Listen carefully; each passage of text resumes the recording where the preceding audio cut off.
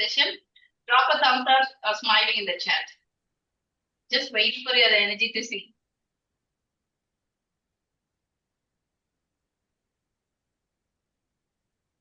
Are we all ready for today's session? Yes. Okay, that's nice. Fantastic. And before we go, let me introduce our guest speaker, Dr. Ravi Reddy, founder, partner, Zenith Impact Work LLP. Let me also introduce Mr. Pankaj, managing partner, Bija Training, who will be interacting with our guest alongside with our panel discussion leader, Ms. Dharshani Sivakumar, TEDx speaker, corporate trainer, and image consultant. He's a panel discussion leader. Thank you. The session is yours. Thank you, Ms. Kalai. Thank you so much. And good evening, one and all. I welcome you all on behalf of Bija Training, Mass Leadership, and Leaders Connect. And special welcome to you, Mr. Ravikant Reddy, sir, for being here today for this Leaders Connect episode 0234. And today's topic itself is really very interesting when it says sustainability and social leadership. Because I believe sustainability is something which is going on the lower side these days, right? People are just jumping from one. I mean, the shelf life for everything is coming to a shorter period, and sustainability is something which really takes people for long. Everything, whether it is business, whether it is individual, or anything, right? So let's understand from your expertise today, Ravikant sir, how we can also how sustainability can help us on the social leadership aspects as well. So before we move forward, I would like to officially welcome you, sir, and our panel discussion leader through a mode of official welcome video. So we'll have a welcome video for you, sir, and then we move forward, right? Thank you so much.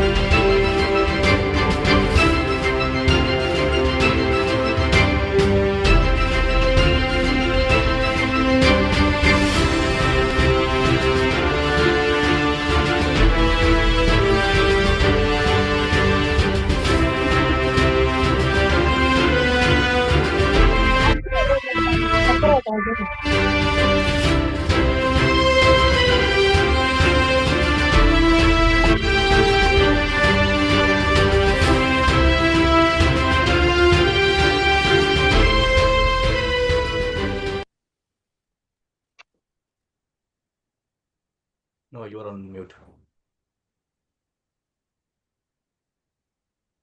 No, you're on mute.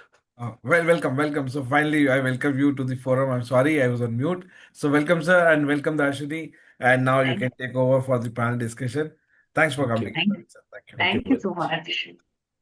So good evening, everyone. It's a pleasure to welcome you to this panel discussion on sustainability and social leadership. Today's conversation goes beyond environmental checklists or CSR programs. We are here today to explore how leaders can integrate sustainability into everyday decisions, how organizations can inspire people to act as social and environmental change makers, and how responsible leadership can drive both business growth and long-term societal impact.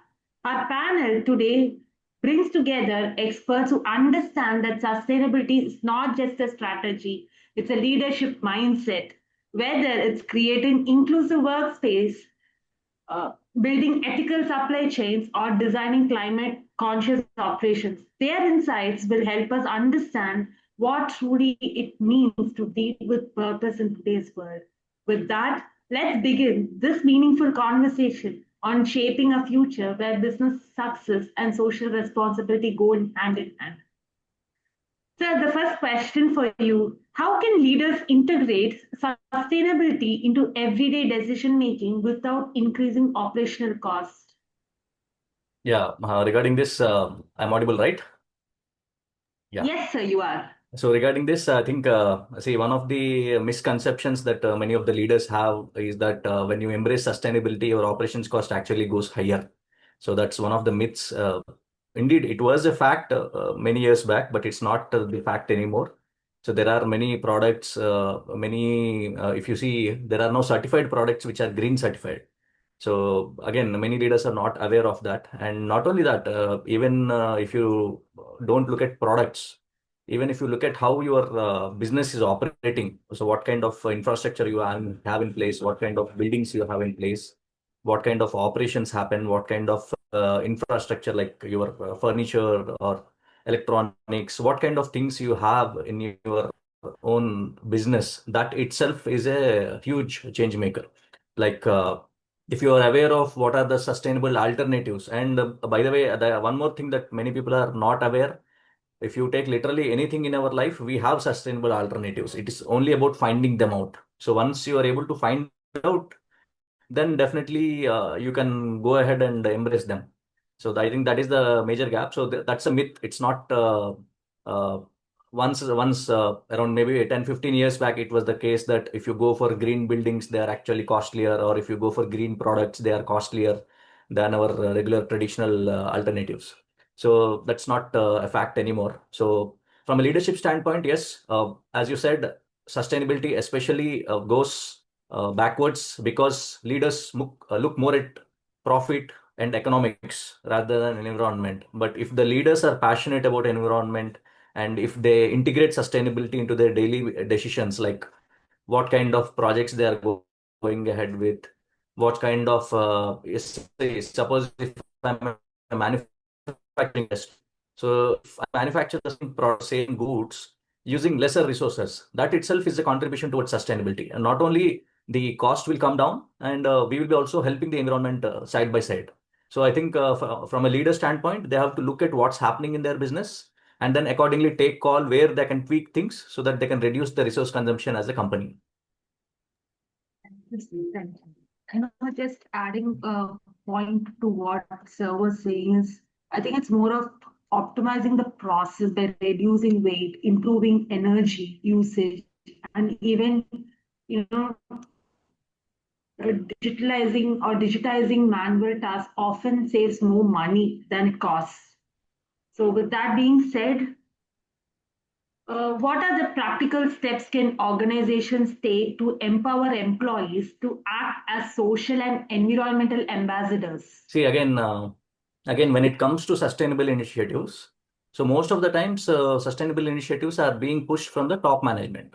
So if the top management is really environmental conscious, they tend to push that to the entire employees.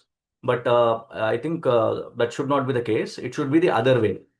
Like when you are strategizing regarding your way how to go forward with respect to your sustainability initiatives, you should involve your employees in that right from the planning phase. So when you start involving your employees right from the planning phase, what happens is they start owning things.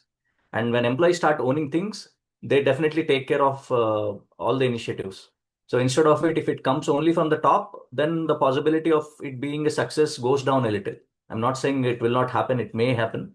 But if their involvement is right there from the start, then things move faster. And when you have your employees' involvement in that way, not only they will start implementing it in your office, in the business or your company, but they will also start implementing them in their life because they get to learn something new things in the process, and they start embracing these concepts in their personal life also. So by doing so, not only we as a company are becoming sustainable, we are also adding additional value to the community wherever our employees are. Yeah. Right, sir.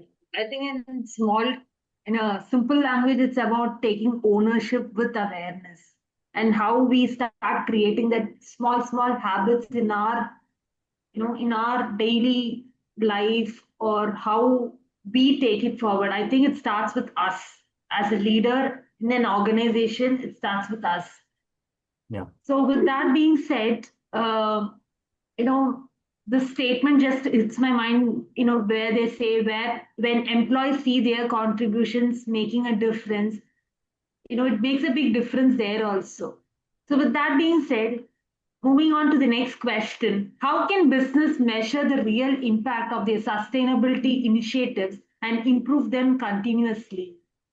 See, again, when it comes to sustainability, the beauty is whichever processes or systems that you streamline using sustainability, they will add a lot of economic value to you. That's for sure.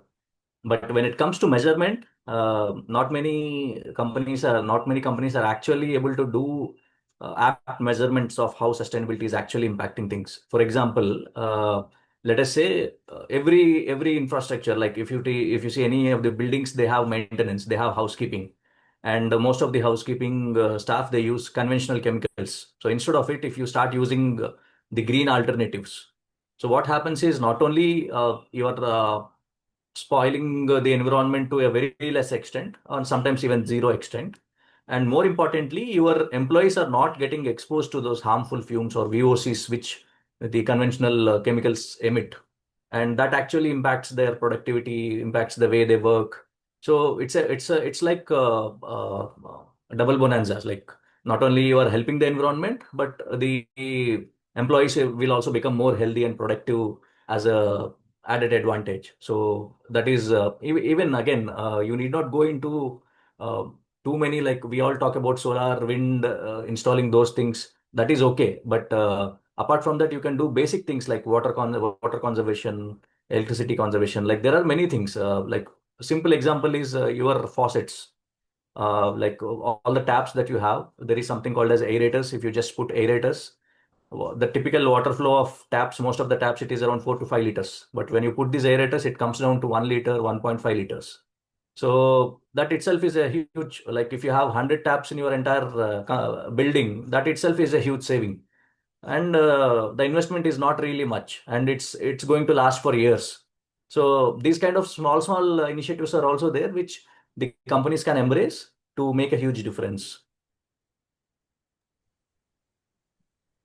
Actually, I'm really enjoying this conversation because so much of insights from you, sir. Because it's a topic which needs more awareness as far as today's concerned. With that being said, what what partnerships or community collaborations have proven most effective in driving sustainable change? See, again, I would like to give one specific example of one of the initiatives that we have taken in one of the earlier companies that I have worked for. So there we started off with an initiative. It's basically we called it as impact. So there is one. Many of you might be aware that we have the step donation apps. So step donation app is basically you install an app in your mobile, you walk a few steps using that app, and the number of steps that you take, based on that, the amount will be given by a corporate to an NGO to implement a community project. So we use that model, but instead of going for a public project that is some other company is donating to some other NGO, we tied up with the app makers who are from Mumbai. It's an app called Impact App. And we opened a 1 month window for all our employees. So they were made into 10 different teams. And all the 10 teams, we had competition, like who's going to walk more. And it was like absolutely tremendous. Like together, more than 270 employees participated in that over 1 month, and they together walked more than 25,000 kilometers. And there were people who walked marathons in a single day. So it was tremendous. So when you start integrating your employees into the process, and what's happening is after this 1 month, the amount raised was around 5 lakhs rupees. And that 5 lakhs, we identified a village nearby in Visakhapatnam where they wanted pure drinking water. They had drinking water contamination issue. So we again tied up with the local NGO to install a drinking water facility there, a drinking water purification plant there. So the community got developed, the NGO got a project, the employees got healthy. So it's a win-win scenario for everyone. So I think this is how you have to integrate your employees, your the community, as well as the company. So it becomes a very healthy partnership that way. No, you're on mute. Sorry. So, coming to the last question, how can leaders balance rapid business growth with long-term environmental and social responsibility? Again, it all depends on the preference of the leader. And fortunately, things are moving fast now because sustainability is being looked at something that is going to become mandatory in the coming days. Already, BRSR reporting has been mandated for top 1,000 companies in India. So sooner or later, it will come down to remaining companies also. So the companies also have to become ready for that. And it is not that all of a sudden immediately you will become ready. So you have to start taking those steps right from now, so that when that situation comes, you are ready and immediately you are able to showcase that we are already a leader in this space. So that commitment the leadership should have, and they should start embracing these things. So again, like I said, each and every step, whatever decision that they take, they should also put not just economics but also environment in view. When they start doing that, automatically sustainability come into picture.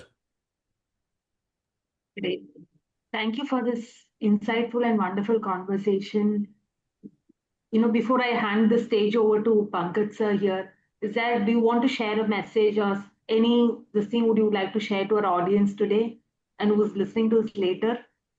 Yeah. I think one thing that that is very, very important is stick to basics. We need not do huge things. We need not do extraordinary campaigns to become sustainability leaders. We can start it from ourselves. We can start it from our families, and then we can extend it to the community, the company. So we don't have to do huge state level, national level initiatives.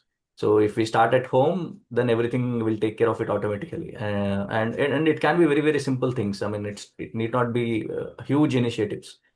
So I think that's my take home message for all the Thank you, audience. sir. Thank you so much. It was my pleasure of hosting you today. Over to you, Pankaj sir. Thank you so much, Darshani, for the wonderful panel discussion, and Ravi sir for thanks for sharing in the understanding about the sustainability. And as rightly told by you, that it should start from home. And I believe now people started earlier. People used to think, when guest came, we need to give the full glass of water. Now people started giving half glass of water, right? Yeah, So eventually, what had happened, even when we go to DMart and all, even they have started selling the sizes of the glass, smaller glasses. Okay, so that yeah, can also be worked upon. Instead of giving half, we can come up with the small sizes, right? Even there are many things which we can work at home, right? Even the water which normally moves out of the RO. Now, RO is something which is people say good for health, but ultimately it's the waste of water, right? How yeah, is that we are utilizing that water? Whether that water is going back to the tank from where your water is coming from, right? Even there is so many things which everybody knows, but they're not following. Even rainwater harvesting, that is one of the simple thing everybody can do in their house, right? And there are incentives in some states where government is giving incentives on that also, right? Even buildings can do that, because ultimately when the summer season come, everyone is just waiting for water tankers to come in. tankers. Rather, a whole building or whole society can do a proper water harvesting that will Yeah, add value, right? And I'm happy, really happy the way you talked. Even I think on the same line to a certain extent that businesses are doing business. Are they really working towards CSR? Now, even the sanitary ware companies like Hindware, Jaguar, they are making faucets, they are making ultra luxury things in washroom, right? yeah, Are they really, you know, uh, taking it ahead in the society to save water, or how they can help people to save more water? They are talking about how you utilize water in a different manner. But yeah. how is that you can save water? They should be able to do it. On the Mm. same line, when we talk about, sir, water bottles now, are this kind of Bisleri, Kinley, Aquafina? What is that they are doing towards the plastic of it? Everybody knows that a lot of this plastic is being littering around. How is that Yeah, you're helping on that? What is the sustainability you're working on? So that should be also starting from a common person who's buying a water bottle, sir. That is my thought, understanding towards it. That's my takeaway. And let's see what people have understood from what you have discussed through a mode of a quiz, sir. So we'll invite our quiz leader, Dr. Ishwarya, who is going to ask a question from the learnings which you have shared till now. So Okay. let's see what people have understood. Let them answer, and the winner will get a book from one of the author who comes on our this forum. Okay. So I will invite Dr. Ishwarya, and also I will take this opportunity. So there is one person in the group today, Mr. Giri. He calls him as Okay. a water doctor. So definitely he will ask some question to you, but I would like him to interact with you and even get in touch with you, sir, because he is Sure, doing a sure. lot of things towards water, sir. Right? Okay. So thanks for that. So Dr. Ishwarya, if you can come on and ask quick question, that will help. Hello, sir. Good evening. This is Good me, Dr. evening. Aishwarya. So very happy to be a part of it. We people are talking about leadership, planning, organizing, everything. But when we are talking about the society green, as you said, which is very good for ourselves, as everybody will say, na, every few things matter for any big thing. So we should start taking initiative in our day-to-day life. We have to start taking initiative. That was a good message, sir. So let's see what the participants have done. So I'll be posting the question in our group. Sorry, chat box once again.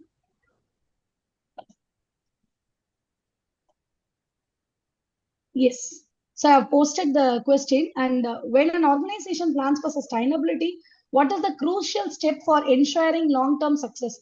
Announcing the changes only after implementation, involving employees right from the planning stage, focusing only on external stakeholders, limiting discussion on top management. Yeah, obviously the second one, which is Sir, involving No, sir, please, you employees. don't need to answer, that sir, is for actually. participants, I sir. am sorry. I am sorry. So now you need to come No up with problem. another Please Ishwarya. don't mention. So anyways, I Sorry believe for that. Sukuman has already answered it, right? Yeah. Even before sir has Sukumaran, answered. sir. So Sukuman sir Sir, has you are become. always a first bench student and you are always getting a first rank in our class, sir. I don't know you are doing any group study. He's active listener. Huh? So Sukuman sir, you are the winner for this again today. Okay, so many congratulations for the quiz winner, and Congratulations, also sir. one more bonus for you is to unmute yourself and ask one quick question to our guest, Mr. Ravi. Yeah, sir, thank you for the session, sir.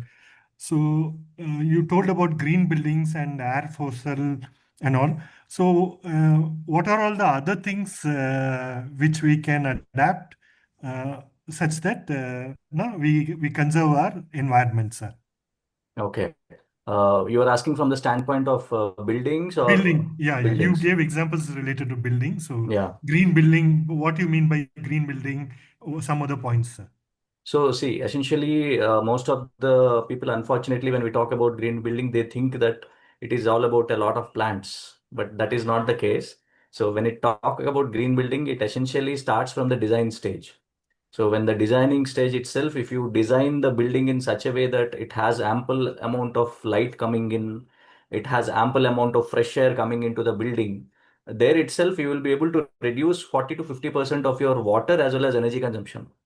And unfortunately, what happens is many of us we go with architects who do typical building plans, and we go ahead with that. And if, after construction, we think of reducing the our carbon emissions. So that should not be the case. So when you are going for the green buildings, the best thing is start from the design stage. Okay. And there are multiple things. Like, for example, if you go for water, I already touched upon the faucets part. And Mr. Pankaj also mentioned about RO. And one worst thing about RO is not actually required at each and every place. So unfortunately, what happened now is it has become a brand for water purification. So whenever we talk about our water purification, first thing that comes to people's mind is RO. But RO is not needed everywhere. It is needed only where your water quality TDS is beyond 500 ppm. So if it is only beyond 500, then only it should be there. Otherwise, you can go for other technologies like UV filtration, which are much more cheaper, and there is no water wastage there. Yes. So your energy is getting wasted. You are creating hazardous waste by using RO. You are also wasting half of the water, more than half of the water at times also. So what kind of technology we use for your scenario, that also you need to take a good decision on that. And like he already mentioned, the rainwater harvesting is also an important aspect. And one more very important aspect is nowadays we are seeing huge skyscrapers. We have big buildings, malls coming up.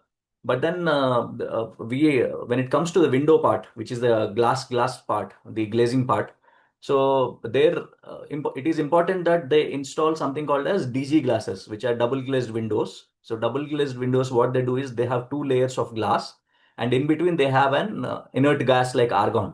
So what it does is it allows a lot of light, but it stops heat from coming in. Yes. So having that kind of initiative, what happens is your place will be completely lit with daylight, but it will not take in so much of heat. So Yes. so your air conditioner load will be less, and your lighting requirement will be less. So these kind of initiatives are also important. Similarly, when it comes to furniture, so instead of going for virgin wood, you can go for recycled wood. So there are companies which produce furniture which is made up of recycled wood. So you have to go for that. So those kind of alternatives, like even when it comes to electronics, everybody knows we have star-rated electronics. So go for those kind of initiatives. So I think these are some things that I can immediately think of. And again, when it comes to construction phase also, there are different ways of doing it. For example, when you talk especially about green buildings, most of them, what they do is they try to take the resources from the nearby places, and sometimes on site also. So like they excavate the soil from there, they make the bricks there itself, and then they build the construction. So what happens is you are not getting material from somewhere else. So your mining is gone. You are not mining for your material from somewhere. You are not wasting your resources on transportation. So that all is getting reduced. So, and one glaring thing is, for every 5-story building that we have, typical apartment, if you want to actually offset the carbon footprint of that entire building, you have to plant more than 23 acres of forest. So now imagine how many buildings we have. And if we want to completely zero our carbon footprint, it will take more than one earth. So that's the rate at which we are growing. And if we are still growing with the conventional buildings, we are making it much worse. So that's the reason why buildings have a very prominent role. Of course, the other aspects like operational aspects, those at least people are aware of a little. But buildings part, not many people are unfortunately not aware. See, again, I actually facilitated one session on rainwater harvesting and green buildings for civil engineering students of one of the prominent engineering college in Vizag. So they were all third year students. So I went there. So my first question was, how many of you are aware of green buildings? There were almost 100 plus people. There were only 2 hands that were raised. So that's the scenario. So even civil engineers are also not aware of the concepts of green buildings. So somewhere the educational system also have to integrate these things and ensure that the people who are coming out of the academics are aware of all the sustainability concepts, at least related to their field. I went too deep, but yeah. Thank you. So that Thank is you very much. required for everyone to understand, sir. That is really something which we all need to at least get some. I mean, you are 100%. If we get just 5 or 10% also, that will add some value, sir. So we are totally on it and with you on that, sir. So Sugan, sir, I hope you got the answer. So is there anyone else who would like to ask questions? So we can have 2 questions and then we can move forward. So is there anyone who would like to ask question? And if not, at least well, Giri sir, if you are there. I was expecting you, sir. Unmute, sir.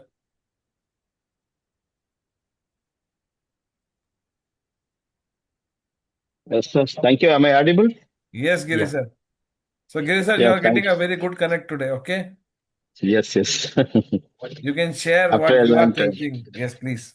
yes. Even though I lately joined that, anyway, today the insights are more as finally our speaker told about the even civil engineer, they don't know about more things. It's 100% correct, sir. As I am in Builders Association of India in Kanchipuram, still the people, the house has been constructed. It starts from real estate. At least minimum, we started with the 2,400 square feet and then minimized to 1,800 and then 1,200. Now it has become 1,800, 600, 400. At least minimum area is required 2,400 square feet. Then only we can go for complete SDG homes. As I always say, every house should have SDG homes. It is starting with rainwater harvesting, and then renewable energy for solar panel, and then bioseptic tank, and then roof garden, and green building concept, cooling tiles, whatever it may be. So the awareness should be start from who will be going to construct. The right person is architect. Architect only know the wind flow. Without knowing the wind flow, they are building the structures. So what I am asking is, we have to initiate the people, whether they are using architect or not, at least they have to get some drawing from architect. I think how far we can give this awareness to the common people. That's why I'm asking Ravikant sir. The SDG homes, when home is ready for sustainable development, then it will automatically move to next street, and then to that village, and then to that state, community, like that it will spread. Without doing anything from the home, the entire structure will not be transformed through sustainable development goals. Yeah, true. So even see, when it comes to cooling also, there are some wonderful technologies. Like there is now something called as radiant cooling. So what they do is, instead of the conventional ACs where the incoming air is cooled, they run water pipes. So they lay pipes in the flooring or in the roof, and they run cool water.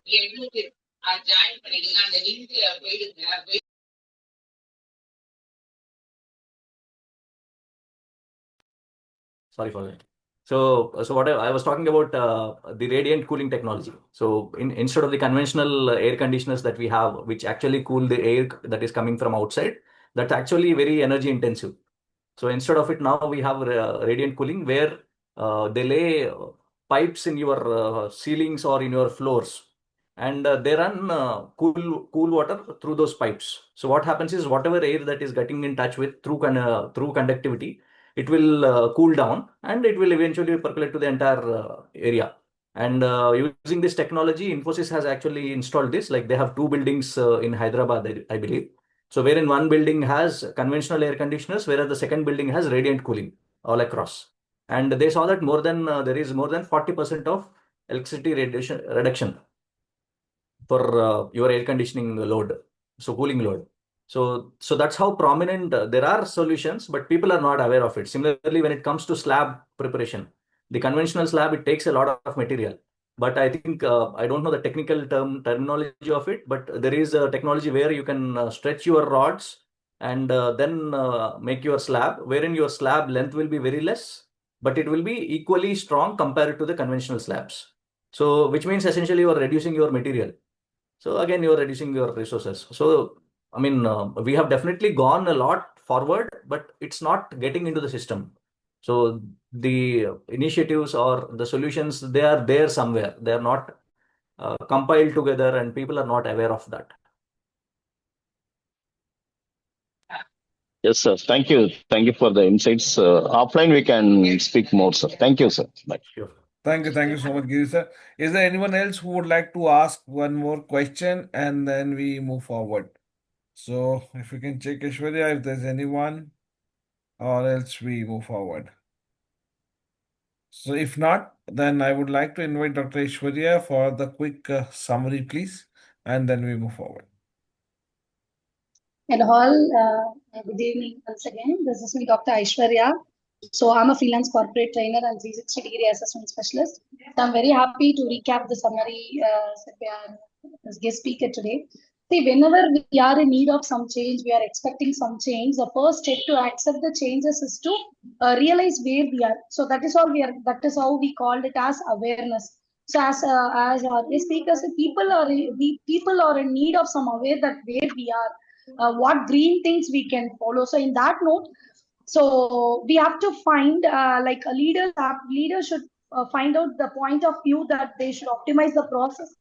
Sustainable initiatives are pushed from top management, but we should involve the employees right from planning so that they can easily understand the purpose, and their involvement will be high, so that they will start to embrace their practice in their daily routine. When it comes to sustainability, We can make small changes, like instead of conventional chemicals, we can use green products, so that they will work in both the way, like that is good for employees and also to the companies. We should start in taking small initiatives like water sustainability in the daily usage, start integrating your employees into the process. Like we can engage with NGOs so that the employees community and companies can get easily sustained. Companies have to ready to accept the sustainable situation because it is going to be mandatory. So as I said, when we plan for any big things, we should start with small initiative. So with this summary, I'm just telling that I'm gonna take some small initiative in my as sir said, water what we are using in the day-to-day life. So I'm very happy to be a part of it, sir. Rather than the companies, corporates, it is hitting me a lot. Thank you so much for your wonderful thoughts today, sir. I think I've recapped all, the main points that have been shared by you. Thank you so much, sir. Thank you. Thank you, Ishwarya. Thank you so much for the quick summary. And sir, before Thank we you, come to an end, Pankaj. if you want to add anything, you want to share anything to this forum, please feel free to share. And then I would like to invite our word of thanks leader. So, do we have Mr. Gauri here, Ishwarya, or you are going to take it up? Gauri is not there, Yes. I believe. One So, second. anyways, we'll have a Yes, yes, thanking one second. video. Okay. So, Yes, sir, yes, if we you can would like to add anything, continue. please. Yeah, first of all, I would like to thank you guys for having me here. And I was not aware of such kind of organization, so I'm very happy to know about your organization and the kind of initiatives you are taking in to bring in 1,000 leaders and to make so many leaders in the entire world. And not only that, I think the way you are involving diverse people, so that will bring in a lot of useful insights for people. So I really appreciate your team for the kind of vision you guys have. So all the very best, and looking forward to more association in the coming days. Thank you Thank you very so much. much, Ravi. So, Ravi, Sir, sir, you are, sir, yeah, please, Ishwarya, tell sir, me. one second, sir. I just want to add one thing. One of our participants have raised a question. Pankaj, sir, can you please see in chat box? I'm having some technical issues over Yeah, here. just a minute. Sustainable Could HR. you please share Yes. some insight on Yes. sustainable HR? Uh, See, sustainable HR. See again. It has to come to basics. So as a HR, what you are doing now. So see how many, what kind of operations you are running. See, everything matters. For example, even if you take a simple thing like email, how many emails you are floating. So every email that you get, there is a stat which says that for every email, the greenhouse gas emissions is 4 grams of CO2. oh, So as a HR, if Oh you my are God. frequently sending your emails like anything to all your employees, that itself is also a negative thing. And similarly, as a HR, what kind of process you have, whether they are simple process or they are complex process, so that people are spending hours together on their systems to stick with those processes, which means again you are improving your, not improving, but rather increasing your greenhouse gas emissions that way. So you have to look at how your processes are defined, whether those processes are simple enough that they are self-sustainable or they are causing minimum impact for your operations, or they are complicated. So that is one way of looking at it. And of course, as a HR, one more prominent role that you have to play is whenever there is anything being discussed about sustainable initiatives. Like, for example, I have previously worked in an IT company. So for an IT company, it is important that the core thing that happens in an IT company is code. So when you are using code to generate some software, the code should be optimized. So that is the extent to which you have to go. And as a HR, it is your responsibility to ensure that optimized code is being used by all the teams. So that is one example from IT. So as a HR, you can also involve in other areas. Like if there is a manufacturing, if you're from a manufacturing industry, you have to ensure that they are using sustainable methods in whatever work is happening in the premises. And that is where I think HR has a huge role to play. Thank you, Kanika, for that question. thank you so much, Ravikant sir. So before we come to the word of thanks, I would like to ask, you are from Chennai only or some other location? No, I'm from Vizag, Oh, you're from Vishakhapatnam. Vizag. Okay, fine, fine. Thank you so much. So we'll be in touch, sir. I mean, we look forward for you to be the part of this Leaders Connect forum and wherever possible. And now we are happy that we have somebody, an expert like you. So even at a personal front also, if somebody is creating a house, they can take some insights or inputs from you, right? So that is more value addition which they can do to the entire society, sir. Thank you so much, sir. Thank you so much. Sure. So Aishwarya, please come for the vote of thanks. Yes, actually, during this not really is facing some technical issue. Sir, on behalf of our leaders community, I thank you wholeheartedly from our team, sir. Thank you so much for the wonderful things you have given. As we said, all about from our end. If the society has to change, I have to change myself first. The change has to be expected from ourselves. And from today onwards, we take some oath that we will change a few things in our home so that everybody will change. I thank you wholeheartedly. Thank you for giving this wonderful speech today, and thank our participants who have spent your valuable time with us. Without you, this community would not be such a successful. Thank you so much for your valuable time. And at last, Dharshani ma'am, your conversation was excellent. Excellent it was. So thank you so much for your participation as well. Yes, moderator Pankaj, thank you so much for giving this moderator role. And yes, Pankaj, can you please share the word of thanks?